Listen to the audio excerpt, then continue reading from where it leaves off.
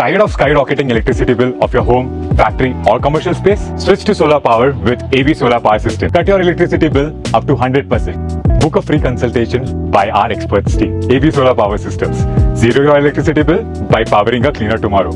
ఇరాన్లోని Fordow అణుక్షేత్రంపై America bunker buster బాంబులతో దాడి చేసింది సార్. ఇప్పుడు భారత్ కూడా బంకర్ బస్టర్ బాంబుల్ని తయారు చేయడంపై దృష్టి పెట్టిందట. ఏంటి సార్ ఈ బంకర్ బస్టర్ బాంబుల ప్రత్యేకత ఏంటి, భారత్కు ఎందుకు అవసరం అవి అంటే? బంకర్ బస్టర్ బాంబుల ప్రత్యేకత పేర్లోనే ఉంది, బంకర్స్ బస్టర్. అంటే బంకర్లు అంటే భూమి లోపల హైడ్ చేస్తే దాన్ని బంకర్ అంటారు, దాన్ని బస్ట్ చేయడం బస్టరు.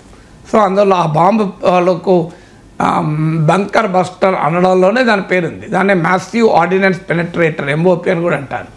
ఇదేంటంటే మీకు ఇరాన్ తన న్యూక్లియర్ ఫెసిలిటీస్ను, ముఖ్యంగా ఫోర్డో న్యూక్లియర్ ఫెసిలిటీని ఒక పర్వతము దిగువన అండర్గ్రౌండ్లో నిర్మించింది. మీకు ఈవెన్ టెర్రరిస్టుల ఇన్ఫ్రాస్ట్రక్చర్లు కూడా అండర్గ్రౌండ్లో ఉంటారు. ఇప్పుడు కార్గిల్ యుద్ధ సమయంలో కూడా చూసాం మనం. సో బంకర్లలో అంటే భయంకరమైన చలికాలంలో పాకిస్తాన్ నుంచి ఇన్ఫిల్ట్రేట్ అయ్యి చొరబడి బంకర్లలో దాక్కున్నారు. సో దానివల్ల కార్గిల్ యుద్ధం వచ్చింది. సో అందువల్ల ఇరాన్ న్యూక్లియర్ సైట్ ఫెసిలిటీస్ కూడా అండర్గ్రౌండ్లో పెట్టారు. ఈ బంకర్ బస్టర్ ఏం చేస్తుందంటే, ఇప్పుడు ఉదాహరణకు మీకు అమెరికా బంకర్ బస్టర్ సో 100 మీటర్ల వరకు కూడా, మీకు 80 to 100 మీటర్స్ వరకు కూడా ముందు సాయిల్ను ఛేదించుకుంటూ లోపలికి పోయి ఎక్స్ప్లోడ్ అవుతుంది. దానివల్ల ఏమవుతుందంటే అండర్గ్రౌండ్లో ఉన్న బంకర్ కూడా డిస్ట్రాయ్ అవుతుంది.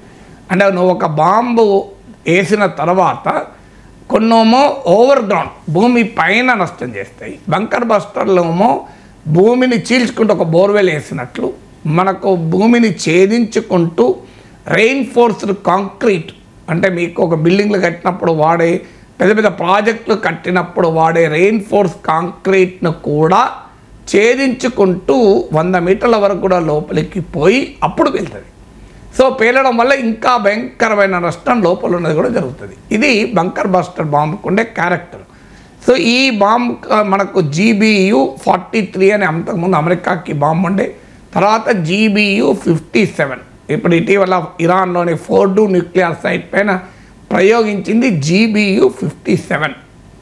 సో దీన్ని ప్రత్యేకంగా B-2 బాంబర్ ఫైటర్లను ఉపయోగించి ఇరాన్ ఫోర్డో సైట్ పైన ప్రయోగించారు. ఇప్పుడు భారతదేశ అది 13,600 kg, వాస్తవంగా ఇప్పుడు మన 7,500 kg వరకు ఉంటుందని అంటున్నారు. Captaincy is about making right decision whether on the field और ऑफ द फील्ड. इसलिए मैं कंट्री डिलाइट पर भरोसा करता हूँ. They deliver 100% pure buffalo milk to my doorstep by 7 AM. Don't just enjoy our matches, enjoy village fresh buffalo milk too. Download the Country Delight app. So ఇది అగ్ని missile ద్వారా మనం చేస్తున్నాం. అమెరికా వాళ్ళేమో విమానాల ద్వారా ఆ బంకర్ బస్టర్ బాంబును వేశారు. భారతదేశం దానికన్నా మోర్ ఎఫెక్టివ్ అండ్ ఈజియర్ పద్ధతిలో మాడిఫైడ్ అగ్నిని మాడిఫై చేసి ఆ మిసైల్ ద్వారా ఈ బాంబు వేసే మెథడ్. మీకు ఫైటర్ జెట్ కన్నా మిసైల్ ద్వారా వేయడం చాలా ఫాస్ట్గా అవుతుంది. ఎందుకు అవుతుందంటే ఫైటర్ ఎయిర్క్రాఫ్ట్ స్పీడ్తో పోలిస్తే మిసైల్ స్పీడ్ చాలా ఎక్కువ. అందువల్ల అగ్ని మిసైల్ ఇది హైపర్సోనిక్ మిసైల్, అంటే సౌండ్ కన్నా వేగంగా ప్రయాణం చేస్తుంది మిసైల్. అంటే మన సౌండే ఇప్పుడు ఇట్లా అనుకో, ఎంత వేగంగా ప్రయాణం చేస్తుంది సౌండ్, ఇలా అంటే మీకు ఎంత వేగంగా సౌండ్ ప్రయాణం చేస్తే అర్థమవుతుంది. సో ఈ హైపర్సోనిక్ మిసైల్ ఏంటంటే 10 to 20 times higher the speed of sound. అంత వేగంగా ధ్వని వేగం కన్నా 10 నుంచి 20 రెట్లు వేగంగా వెళ్ళగలిగే ప్రయాణం చేసే మిసైల్ ఇది. ఇది అంతకుముందు మనకు ఇది intercontinental ballistic missile ICBM అంటారు. Integrated guided missile development programme కింద భారతదేశం 5 మిసైల్స్ను కొన్ని దశాబ్దాల క్రితమే మొదలుపెట్టింది. పృథ్వీ, ఆకాష్, నాగ్, త్రిశూల్, అగ్ని. అగ్ని మిసైల్ ఏంటంటే 5,000 and above కిలోమీటర్ రేంజ్ ఉన్న మిసైల్ ఇది. ఇది న్యూక్లియర్ వెపన్స్, అణ్వాయుధాలను తీసుకెళ్ళగలిగి ప్రయోగించగలిగే మిసైల్. ఇప్పుడు ఏంటంటే ఆ 5,000 కిలోమీటర్ల రేంజ్ను తగ్గించి ఈ మాడిఫైడ్ వర్షన్లో 2,500 కిలోమీటర్ రేంజ్లో ఒక భారీగా బంకర్ బస్టర్ బాంబును తీసుకెళ్ళి ప్రయోగించగలిగే వర్షన్ డెవలప్ చేస్తున్నారు. సో ఇది ఎందుకు చేస్తున్నారు ఇండియా? అమెరికాతో మనకేం పోటీ అంటే మనకు పోటీ కాదు. సో ఇప్పుడు ఇండియా వార్ఫేర్ అనేది మారిపోతుంది. ఇప్పుడు ఇజ్రాయెల్ ఇరాన్ వార్ నుంచి చాలామంది చాలా నేర్చుకుంటున్నాం. మీకు ఉక్రెయిన్ రష్యా వార్ నుంచి డ్రోన్ల ప్రాధాన్యత ఏంటో అర్థమైంది. ఇటీవల ఆపరేషన్ సింధూర్లో కూడా మనం డ్రోన్ల వినియోగం అని చూసాం, ఆర్టిఫిషియల్ ఇంటెలిజెన్స్ వినియోగం చూసాం. సో అందువల్ల ప్రతి వార్ ఇతరులకు లెసన్. అందువల్ల మనం కూడా ఏంటంటే ఇప్పుడు పాకిస్తాన్లో టెర్రర్ ఇన్ఫ్రాస్ట్రక్చర్ అండర్గ్రౌండ్లో ఉండవచ్చు.